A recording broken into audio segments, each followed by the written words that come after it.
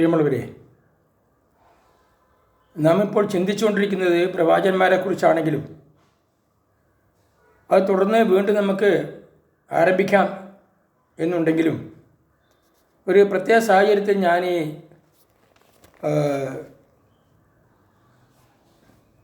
Topic എടുത്തന്നേ ഉള്ളൂ.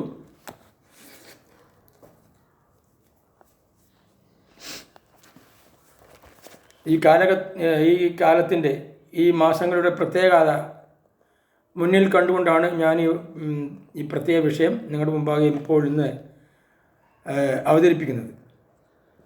അതായത് യേശു ദൈവമല്ല. ദൈവത്തെ ക്രൂശിച്ച് കൊല്ലാൻ നമുക്ക് കഴിയുമോ?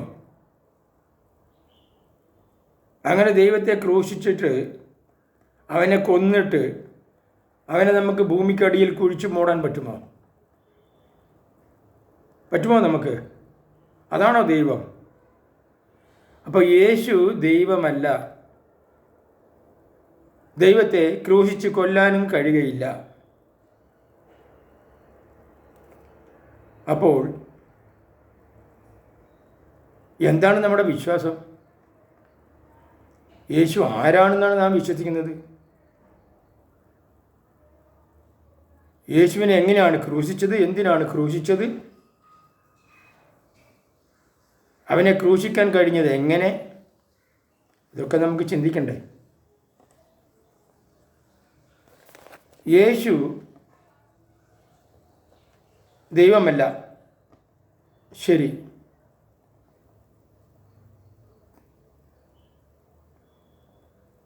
പിന്നെ എന്താണ്? ഇവിടെ ദൈവമാണ് യേശു ആയത്. മനസ്സിലായിട്ടുണ്ടോ? യേശു അല്ല ദൈവം, ദൈവമാണ് യേശു ആയത്. മനസ്സിലായോ? യേശു ദൈവമായിട്ടില്ല, ദൈവമാണ് യേശു ആയത്. യോഹന്നാന്റെ സുവിശേഷം 1-ാം അധ്യായം എടുത്ത് നിങ്ങൾ വായിച്ച് നോക്കണം. അപ്പോൾ നിങ്ങൾക്ക് മനസ്സിലാവും. നിങ്ങൾ വായിച്ച് നോക്കിക്കോളൂ. 1-ാം അധ്യായം മുതൽ ആ 1-ാം അധ്യായം മുഴുവനുമായി വായിക്കുമ്പോൾ നിങ്ങൾക്കതിൽ അതിൻ്റെ അർത്ഥം മനസ്സിലാകും. അപ്പോൾ ദൈവമാണ് യേശു, അല്ലാതെ യേശു ദൈവമായിട്ടില്ല. ദൈവം ജഡമായി ഭൂമിയിൽ ജാതനായി, അതാണ്. ദൈവം ജഡമായി ഭൂമിയിൽ ജാതനായി, അതാണ് യേശു. അപ്പോൾ ദൈവം ജഡമായി ഈ ലോകത്തിൽ ജാതനായി, ഭൂജാതനായി, അതാണ് യേശു.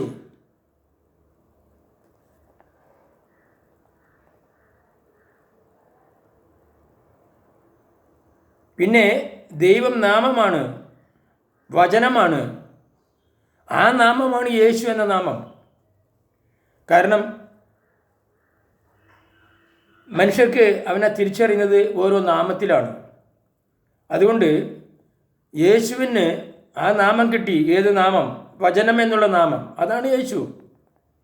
അങ്ങനെ ദൈവം മനുഷ്യനായി പിറന്ന് മനുഷ്യരുടെ ഇടയിൽ ജീവിച്ചു. പക്ഷെ നമുക്കവനെ മനസ്സിലാക്കാൻ കഴിഞ്ഞിട്ടില്ല. കാരണം നമുക്കതിനുള്ള അറിവോ കഴിവോ ബുദ്ധിയോ ഒന്നും നമുക്കുണ്ടായില്ല, പരിജ്ഞാനമുണ്ടായിട്ടില്ല, പരിശുദ്ധാത്മാവിൻ്റെ റെവലേഷൻ നമുക്കുണ്ടായിട്ടില്ല. അതുകൊണ്ട് നമുക്കത് മനസ്സിലാക്കാൻ കഴിഞ്ഞില്ല.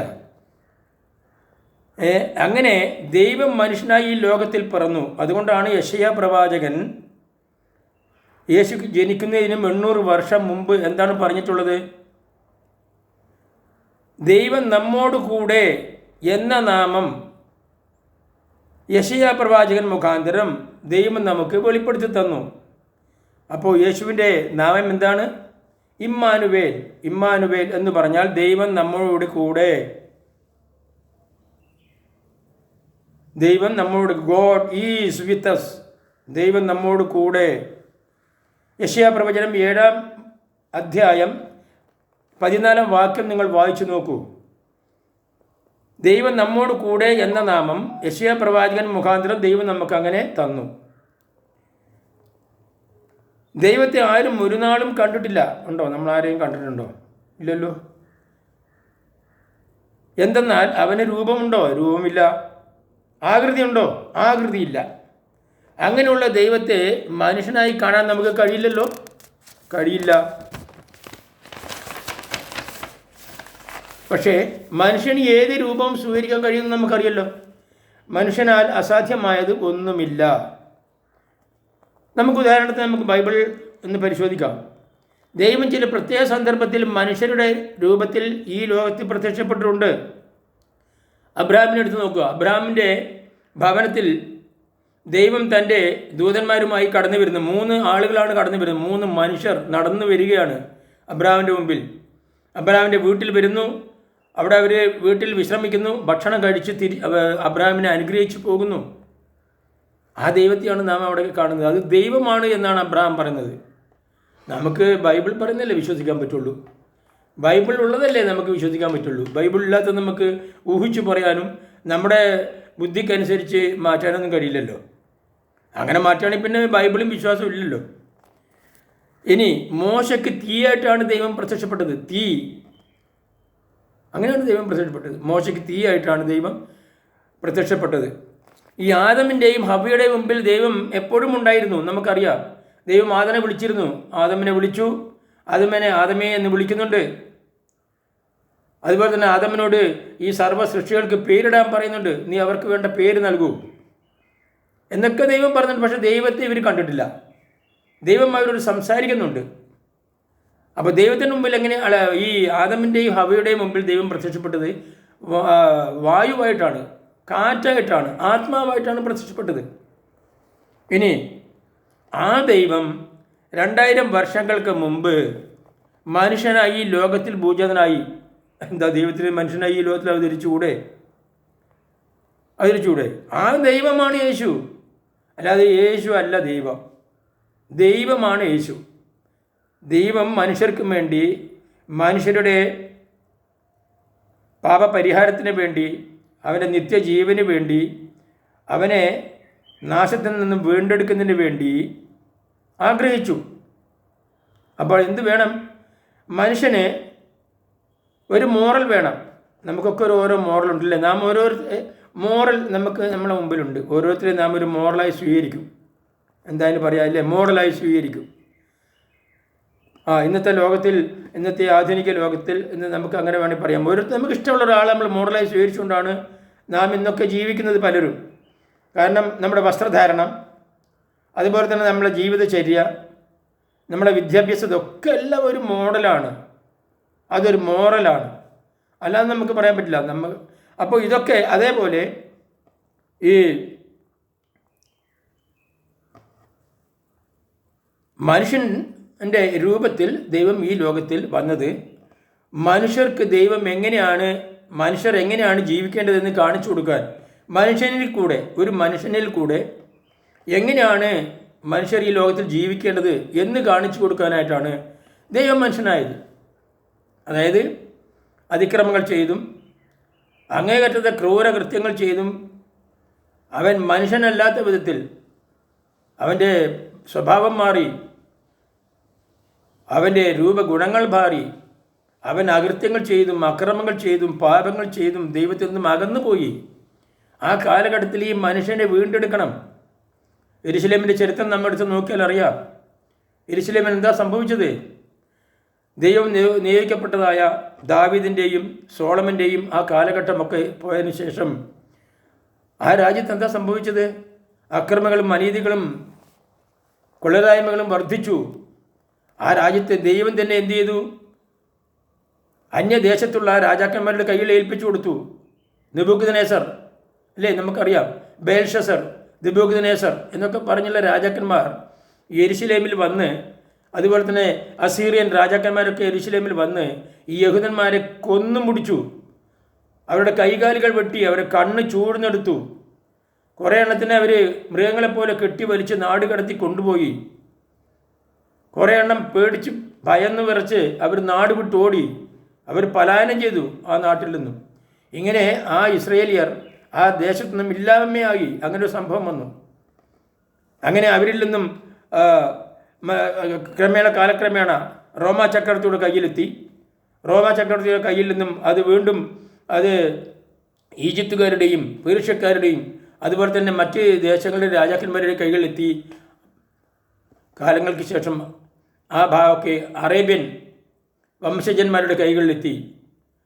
അത് മുസ്ലിങ്ങളുടെ കൈകളിലെത്തി. ഇങ്ങനെ ഈ പറയുന്ന ഇസ്രായേൽ എന്ന് പറയുന്ന ഈ രാജ്യം 1948 അവരുടെ കയ്യിൽ കിട്ടുന്നത് വരെ ആ പ്രദേശം മുഴുവൻ അവരുടേതായി മാറി. അയാൾ പറയുന്നതായ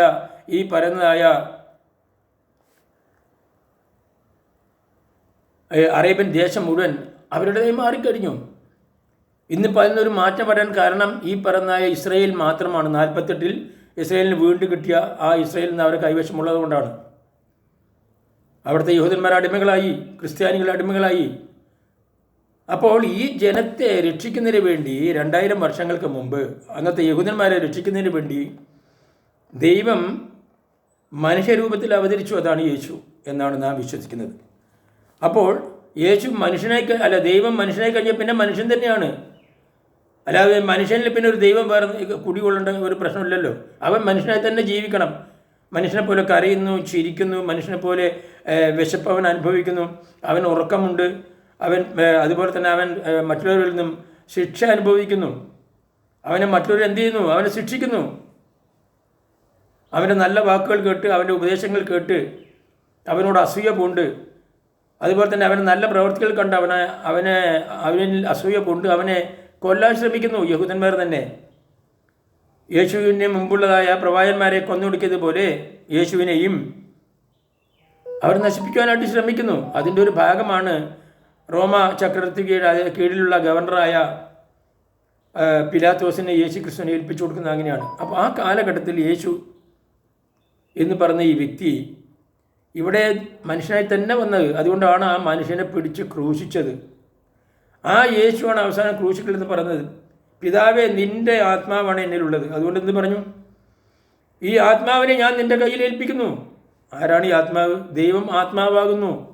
ആ ദൈവം യേശുവിൽ കുടികൊള്ളുന്നു. ആ ആത്മാവിനെ യേശു ദൈവത്തിൽ ഏൽപ്പിച്ചു കൊടുത്തു. അല്ലേ? അല്ലെങ്കിൽ പിന്നെ അങ്ങനെയൊന്നും യേശുവിന് പറയേണ്ട ആവശ്യമില്ലല്ലോ. ഈ മരിക്കുന്നതിന് മുമ്പ്, ക്രൂശ് മരണം ഏൽക്കുന്നതിന് മുമ്പ് എന്തു പറഞ്ഞു ദൈവം? പിതാവേ, നിനക്കിഷ്ടമുണ്ടെങ്കിൽ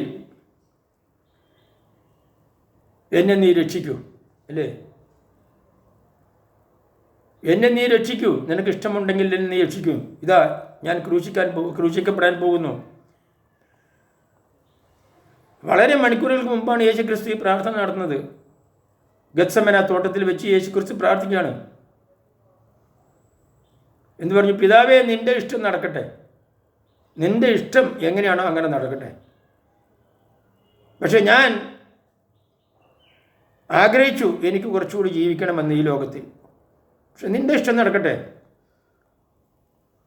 അപ്പം ദൈവത്തോട് സംസാരിക്കുന്നതായ ഒരു ഭാഗം തന്നെയാണ് നാം കാണുന്നത്. അതേ ദൈവം തന്നെയാണ് ആ യേശു പറയുന്നു. എന്താ ബൈബിളിൽ പറഞ്ഞ? യേശു ക്രിസ്തുവിനെ ക്രൂശിൽ തറച്ചപ്പോൾ ദൈവം എന്താ പറഞ്ഞത്? ദൈവം അവനെ കൈവിട്ടു എന്നാ പറയുന്നത് ബൈബിളിൽ, അല്ലേ? യേശുവിനെ കൈവിട്ടു ദൈവം. അന്ധകാരത്തിൻ്റെ നീർച്ചുഴിയിൽ അവൻ അകപ്പെട്ടു. അവനെ ക്രൂശിച്ച് കൊല്ലുന്ന സമയത്ത് ദൈവം അവനെ കൈവിട്ടു. ആ ദൈവം അപ്പോഴാണ് മരണസമയത്ത് യേശു ക്രിസ്തു പറഞ്ഞത്, ഇതാ എൻ്റെ ഈ ആത്മാവിനെ നിൻ്റെ കൈകളിൽ ഞാൻ ഏൽപ്പിക്കുന്നു. അപ്പോൾ യേശു എന്നുള്ള രൂപം ദൈവം സ്വീകരിച്ചത് മനുഷ്യർക്ക് വേണ്ടിയാണ്. പാപികളായ നമ്മുടെ രക്ഷയ്ക്ക് വേണ്ടി യേശു ദൈവം ആയി വന്നു. ദൈവം യേശുവായി ഈ ലോകത്തിൽ വന്നു എന്ന് മാത്രം. ഇപ്പം നമുക്കെടുക്കാം വെള്ളത്തിന് വല്ല രൂപമുണ്ടോ? ആകൃതി ഉണ്ടോ? അതിനെന്താ അതിൻ്റെ ആകൃതി? അത് സ്വീകരിക്കുന്ന പാത്രം. നമ്മൾ കൈക്കുമ്പിൾ എടുക്കുകയാണെങ്കിൽ നമ്മൾ കൈക്കുമ്പിളാണ് അതിൻ്റെ ആകൃതി. ഒരു കുപ്പിയിലെടുക്കുകയാണെങ്കിൽ കുപ്പിയാണ് അതിൻ്റെ ആകൃതി. അതുപോലെ തന്നെ വായു, അത് ഏത് പാത്രമാണോ സ്വീകരിക്കുന്നത് അതിൻ്റെ ആകൃതിയാണ് അതിനുള്ളത്. നമ്മളെ വയറ്റിൽ നമ്മൾ വെള്ളം കുടിക്കുന്ന സമയത്ത് നമ്മൾ വയറിൻ്റെ ആമാശയത്തിൻ്റെ ആകൃതിയിൽ അത് കിടക്കും എന്ന് പറഞ്ഞു. ദൈവം ഏത് രൂപം സ്വീകരിക്കുന്നു അതുപോലെ ദൈവം പിന്നെ അവിടെ നിൽക്കുകയാണ്. കാരണം ആ നിറവേറുന്നവരെ, അവൻ്റെ ഇഷ്ടം അവിടെ നിറവേറുന്നവരെ അത് നടപ്പിലാക്കുകയാണ് ചെയ്യുന്നത്. അപ്പോൾ യേശു എന്ന് പറയുന്നത് നമ്മുടെ മുമ്പിൽ പ്രത്യക്ഷപ്പെട്ടിട്ടുള്ള ഒരു ജഡമാണ്. അത് ദൈവമാണ്. ഒരിക്കലും ദൈവമല്ല എന്ന് പറയുന്നത് തെറ്റാണ്. ദൈവമാണ് യേശു. യേശു അല്ല ദൈവം. ദൈവമാണ് യേശു. അപ്പോൾ ദൈവം മനുഷ്യൻ്റെ രൂപം പ്രാപിച്ച് ഇവിടെ വന്നവരിൽ ഒരു രൂപമാണ് യേശു. ഇനി ഒന്നുകൂടെ ഞാൻ പറയാം. ഇന്നിപ്പോൾ ഈ ക്രൈസ്തവർക്കിടയിൽ രൂപസാദൃശ്യങ്ങളൊക്കെ ഉണ്ടാക്കിയിട്ടുണ്ട്. യേശുവിൻ്റെ രൂപം നിർമ്മിച്ച് നമുക്ക് പല പള്ളികളിലും പല സ്ഥലത്തുമൊക്കെ വെച്ചിട്ടുള്ളതായി നമുക്ക് കാണാൻ കഴിയും, എല്ലാ ഭാഗത്തും. അത് യേശു മനുഷ്യനായി ഈ ലോകത്തിൽ ജീവിച്ചതുകൊണ്ട് അവനൊരു രൂപശരീരമുണ്ട്. ആ ശരീരത്തെയാണ് അവരെന്ത് ചെയ്യുന്നത്? യേശുവിൻ്റെ ശരീരമായി മനസ്സിൽ കാണുന്നു. കാരണം ഒരു മനുഷ്യനാണല്ലോ യേശു. അങ്ങനെ അതിനൊരു രൂപം കൊടുക്കുന്നു. എന്നിട്ട് എന്ത് ചെയ്യുന്നു? യേശു ആണെന്ന് പറഞ്ഞുകൊണ്ട് ആ രൂപം അവർ പ്രദർശിപ്പിക്കുന്നു. പക്ഷെ അവരാരെങ്കിലും ദൈവത്തെ രൂപപ്പെടുത്തിയിട്ട് എവിടെയും കണ്ടിട്ടുണ്ടോ? ദൈവത്തിനൊരു രൂപം അവർ കൊടുത്തിട്ടുണ്ടോ? ഈ ദൈവത്തിന് എന്തെങ്കിലും ഒരു രൂപമുള്ളതായിട്ട് നമ്മൾ കണ്ടിട്ടുണ്ടോ? എവിടെയെങ്കിലും ഏതെങ്കിലും പള്ളിയിലോ അല്ലെങ്കിൽ ക്ഷേത്രങ്ങളിലോ അല്ലെങ്കിൽ മറ്റുള്ള ആരാധനാ സ്ഥലങ്ങളിലോ ദൈവത്തിൻ്റെ ഒരു രൂപം നമ്മൾ കണ്ടിട്ടുണ്ടോ? ദൈവത്തിൻ്റെ രൂപമില്ലല്ലോ, ദൈവത്തിന് ഒന്നുമില്ല. പക്ഷെ ആ ദൈവം ചില രൂപങ്ങൾ സ്വീകരിക്കുന്നു. എന്തിനു വേണ്ടി? മനുഷ്യൻ്റെ വിശ്വാസത്തിൻ്റെ ദൃഢതയ്ക്ക് വേണ്ടി, കെട്ടുറപ്പിന് വേണ്ടി, നിലനിൽപ്പിന് വേണ്ടി ചില രൂപം ഉപയോഗിക്കുന്നു. അതിലൊന്നാണ് യേശു. എന്നെ കേട്ട നിങ്ങൾക്ക് എല്ലാവർക്കും നന്ദി, നമസ്കാരം.